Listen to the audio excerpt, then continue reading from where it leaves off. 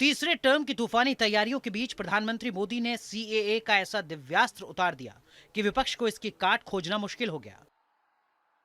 लाखों करोड़ों लोग पाकिस्तान से और बांग्लादेश से अपना धर्म बचाने के लिए, अपना सम्मान बचाने के लिए इस देश में आए।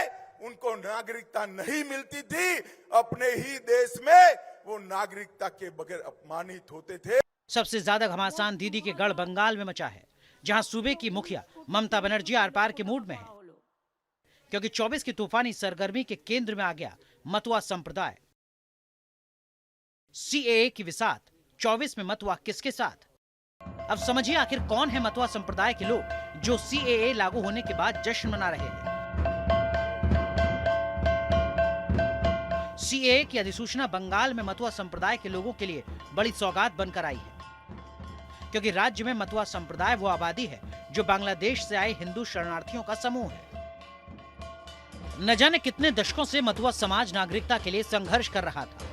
पीढ़ियां दर पीढ़ियां गुजर गईं, लेकिन नागरिकता मिलने का रास्ता सीएए के जरिए ही साफ हुआ। मतुआ संप्रदाय बंगाल की दूसरी सबसे बड़ी अनुसूचित जाति वाली आबादी है, जो बंटवारे के वक्त पूर्वी पाकिस्तान में थी, मगर पाकिस्तानी सेना के दमन से आजिज पश्चिम बंगाल चली आई थी। तभी से शरणार्थी का टैग लगा, जो अभी तक मिट नहीं पाया था। और आज बंगाल की कुल आबादी में मतुआ समाज की हिस्सेदारी 4% से ज्यादा हो गई।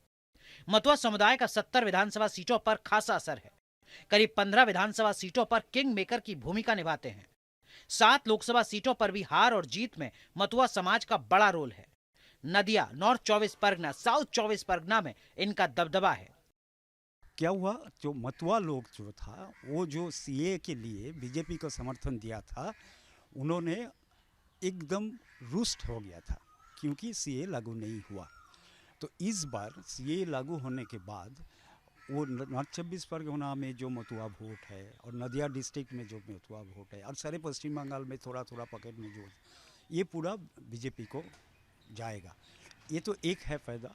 और एक फ़ायदा है, अगर आप मतुआ को छोड़ के हिंदू वोट देखिए वेस्ट बंगाल में, तो उसमें भी एक अवसर पड़ेगा मेरे को लगता है, क्योंकि ये नरेंद्र मोदी को एक अच्छा सा मंच देगा।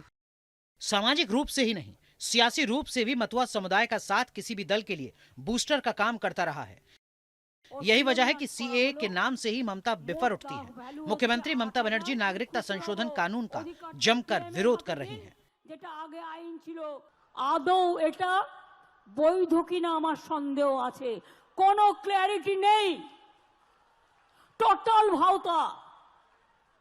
ইলেকশনের আগে যুদ্ধ যুদ্ধ খেলা 19 সালেও করেছিল। 2019 সালে এনআরসির নামে আসামে 19 লক্ষ লোকের মধ্যে 13 লক্ষ বাঙালি হিন্দুকে বাদ দেওয়া হয়েছিল। অনেক মানুষ দুঃখে आत्महत्या করেছিল।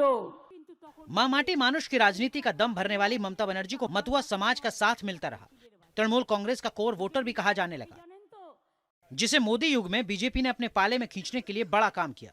इसकी कमान सेंट्रल लीडरशिप यानी पीएम मोदी और अमित शाह ने खुद संभाली।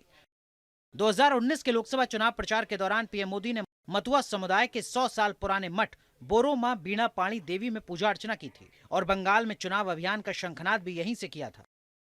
2014 में 2 सीटों वाली बीजेपी अगर 2019 के लोकसभा चुनाव में 18 तक पहुंची, तो इसके पीछे मतुआ समाज का फैक्टर अहम रहा। बीजेपी ने बोरो मां के पोते शांतनु ठाकुर को बोंगन लोकसभा सीट से उतारा। मतुआ वोट पाने की रणनीति काम कर गई। इसका संदेश पूरे बंगाल में गया था। बंगाल में 1,80,00,000 अनुसूचित जाति में मतुआ 17% हैं। 42 लोकसभा सीटों में 10 सीटें एससी के लिए रिजर्व हैं। 2019 में रिजर्व 10 सीटों में से 4 बीजेपी ने जीत ली थी। मतुआ बाहुल्य कूच बिहार, जलपाईगुड़ी, विष्णुपुर और बोन गांव सीटों पर कमल खिला था। 2019 में पहली बार बंगाल में मतुआ समाज का बीजेपी को वोट मिला था। अमित शाह ने 6 नवंबर 2020 को बंगाल दौरे पर मतुआ समुदाय के एक परिवार के साथ दोपहर का खाना खाया था। उनके स्वागत सत्कार में मतुआ समाज के कई संगठन भी पहुंचे थे। इससे बीजेपी को पहली बार मतुआ समाज के बीच आउटरीच बढ़ाने का प्लेटफॉर्म मिला। और फायदा 2021 के विधानसभा चुनाव में मिला, जहां बीजेपी ने मथुआ बेल्ट वाली 55% सीटें जीत लीं। Saying these words that there is nothing to fear, confusion may created by leader like TMC. They are really the party for intruders. They ask Bangladesh citizen to come and participate in our Indian democracy. This is their character. So Matua समाज को पाले में रखने के लिए ममता बनर्जी ने कई बड़े दाव चले थे। 25,000 शरणार्थी परिवार को जमीन और मथुआ विकास बोर्ड जैसे कदम उठाए गए। अब सीएए के दम पर बीजेपी ने बंगाल में बड़ी बिसात दी है। इस वजह से इस चुनाव में घर घर जाकर तृणमूल कांग्रेस की ओर से लोगों को समझाया जाएगा कि कानून उनके खिलाफ है और वो सीएए के चंगुल में ना पड़े और बीजेपी के इन बातों में ना आए, क्योंकि वो कहती है कि बीजेपी का ये एक बहुत बड़ा जुमला है चुनाव से पहले। वीडियो जर्नलिस्ट सुमित सरकार के साथ तपस्या सेन गुप्ता, न्यूज़ नेशन, कोलकाता।